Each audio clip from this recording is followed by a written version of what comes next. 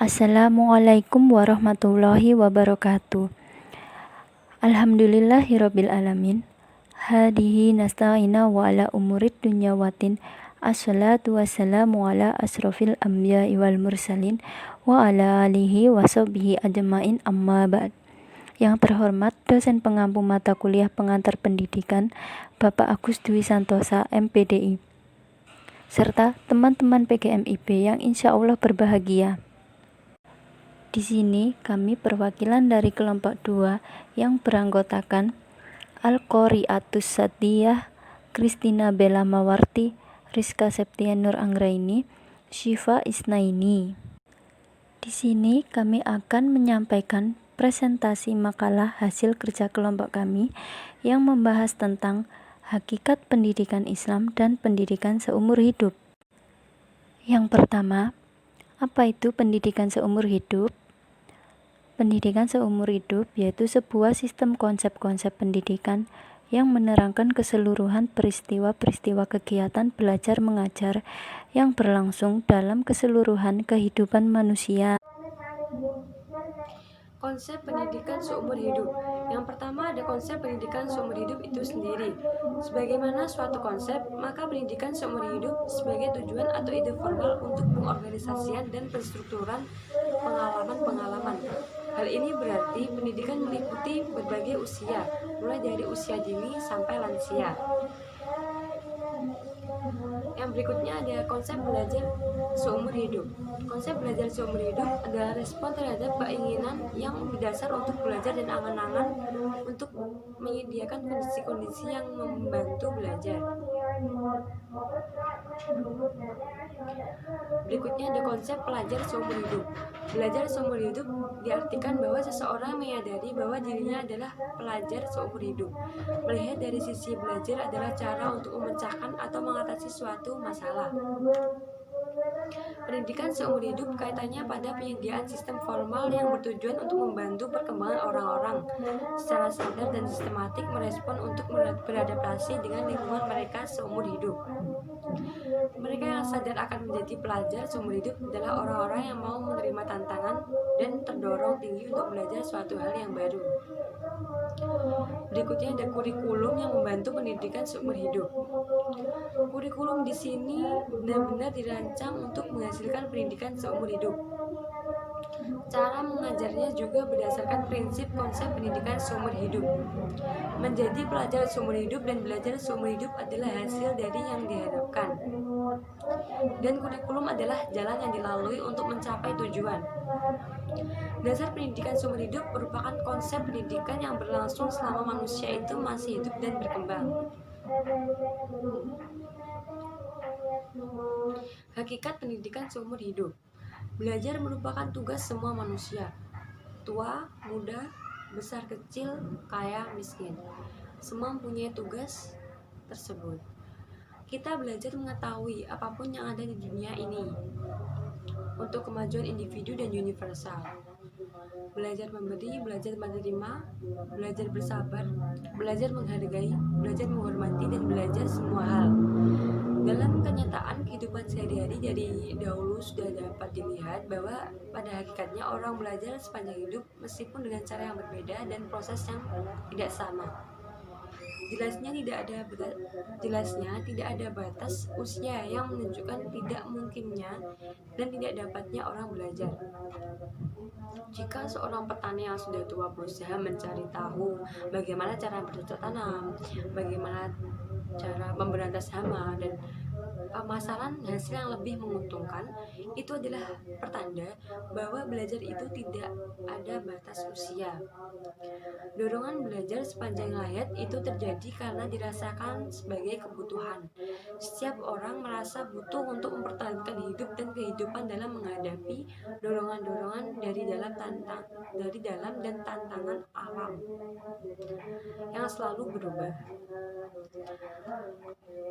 Hakikat pendidikan seumur hidup adalah pendidikan yang bertujuan untuk membentuk pribadi muslim seutuhnya, mengembangkan seluruh potensi manusia baik berbentuk jasmani maupun yang rohani, menumbuh suburkan hubungan harmonis seperti setiap pribadi dengan Allah, manusia, dan alam.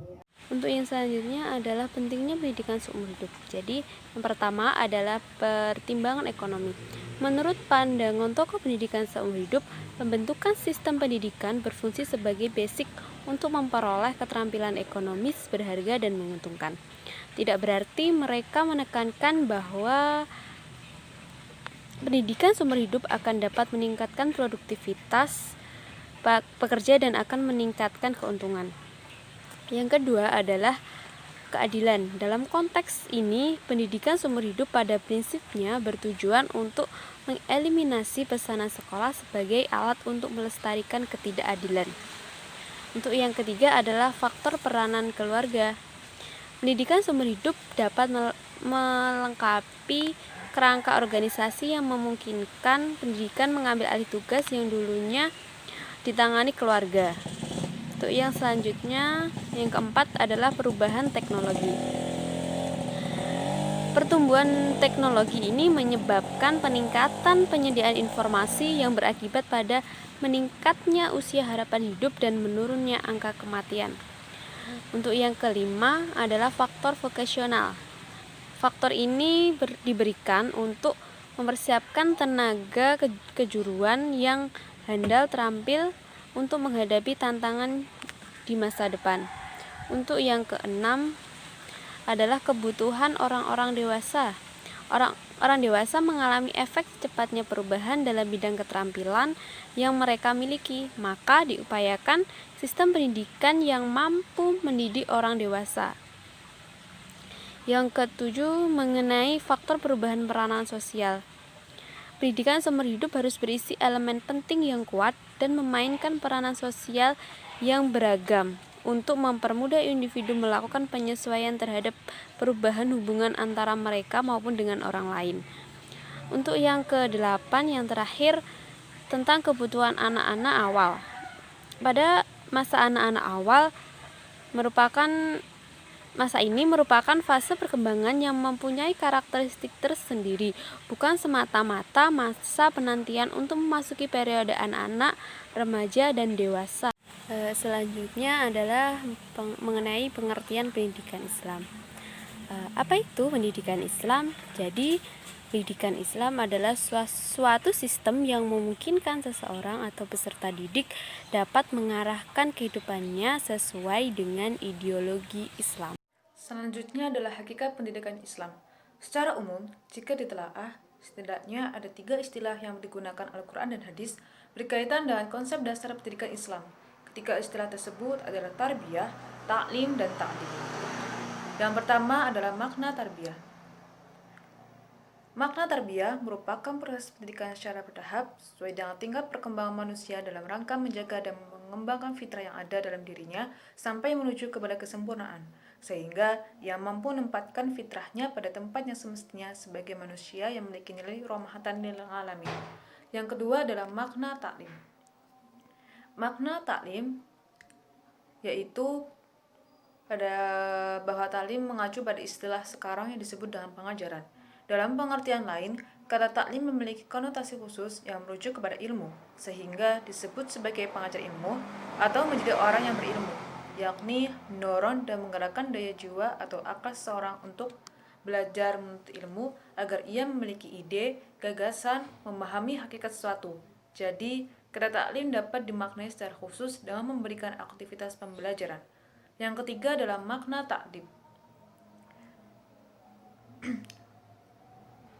Taktib berorientasi terhadap pembentukan suatu perilaku sebagai penyempurna akhlak atau budi pekerti.